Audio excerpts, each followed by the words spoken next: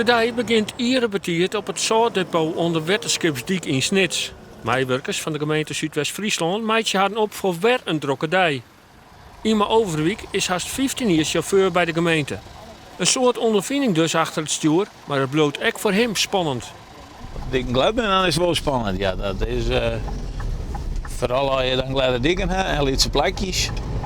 Dan denk je wel eens, nou, ik ben blij dat ik op het dik blow. Vooral met de diesel van de week. Dan is het maar betiert, dan is het juster. Ja, dan ben je blij dat je weer bent. In zijn vrachtauto zit 24 ton zout. Die zwiere lading, tegelijk met de gledens op de dieken, eerst het alertheid van de chauffeur. Nou, je moet heel voorzichtig rijden en vooral je moet net te vol op een rem trappen. En ja, let hem maar rustig door de bochten glitsen. Je moet eigenlijk zo min mogelijk remmen, dus heel langzaam rijden.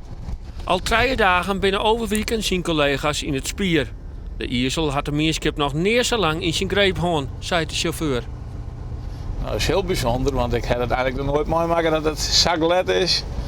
En dat Friesland zo ontregeld is. Ja, in 1970, maar toen zit ik nog bij LDS. Dus dan wist ik wel dat we net een squallen, want de leider al je snie hebben. Nee, voor de rest heb ik het nog nooit zo extreem mooi maken.